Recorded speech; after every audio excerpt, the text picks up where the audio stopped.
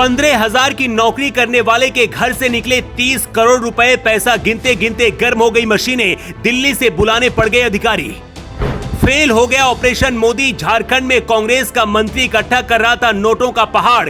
इतना पैसा देकर उड़ गए अधिकारियों के भी होश। राहुल और सोनिया गांधी की भी उड़ गई नींद। नौकर के घर से बरामद हुआ नोटों का इतना बड़ा पहाड़। कौन है कांग्रेस के मंत्री आलमगीर आलम? आसपास खड़े लोग और सामने नोटों का पहाड़। कागज के टुकड़ों की तरह यहाँ पर नोटों की गड्डियां रखी हैं। दिल्ली से पहुंची अधिकारी भी देखकर सदमे में आ गए। पैसे गिनने के लिए जो मशीनें मंगवाई गई थी वो गर्म हो गई तो दूसरी बार मंगवानी पड़ी। पैसा इतना है कि इसे ले जाने के लिए ट्रक बुलवाना पड़ गया। लेकिन सबसे हैरान करने वाली बात यह है कि जिस घर से 30 करोड़ रुपए ये मिला है उस घर का मालिक 15,000 रुपए की नौकरी करता है। इतने पैसे को देखकर झारखंड की चंपई सोरेन सरकार भी हिल गई है। दिल्ली से पहुंची ईडी के अधिकारी मशीन लेकर पैसों की गिनती करते करते थक गए हैं। अभी तक 30 करोड़ की गिनती हो चुकी है और आगे की गिनती जारी है। इस खबर के आते ही इसकी आंच अब राहुल और सोनिया गांधी तक भी पहुंच गई है, क्योंकि 15,000 की नौकरी करने वाले जिस नौकर के घर में ये पैसा बरामद हुआ है वो कांग्रेस के मंत्री आलमगीर के निजी सचिव संजीव लाल के घर में नौकरी करता है।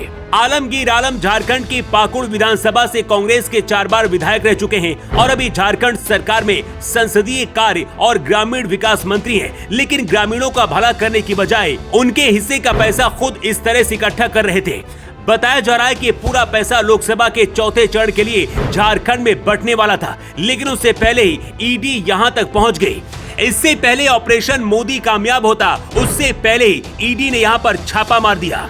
ऑपरेशन मोदी क्या है उससे पहले आपको बताते हैं कि आखिर इस नोटों के पहाड़ तक ईडी कैसे पहुंची और कैसे कांग्रेस के मंत्री आलमगीर फंस गए।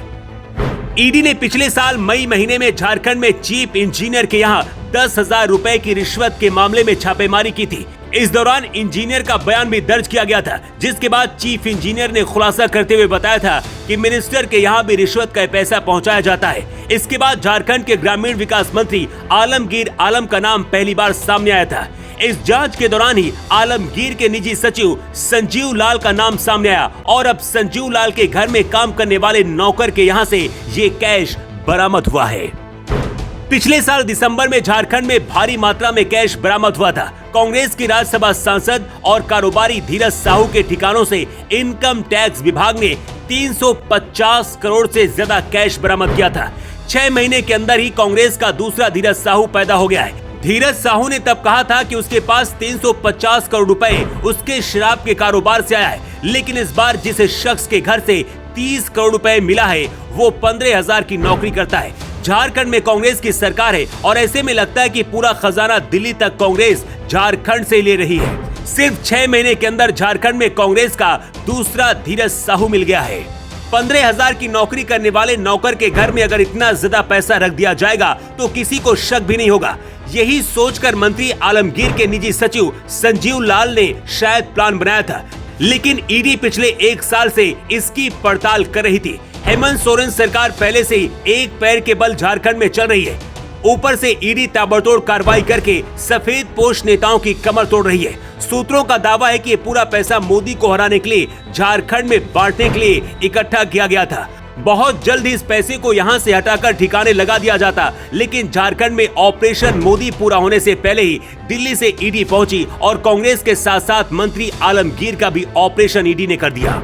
अब सवाल जनता से है कि जनता की खून पसीने की कमाई जिसे नेता इस तरह से आपके हक से छीन रहे हैं, क्या ऐसे लोगों को माफ करना चाहिए? इस पूरी कार्रवाई पर आपकी क्या राय है? कमेंट करके आप जरूर बताएं। Bureau report.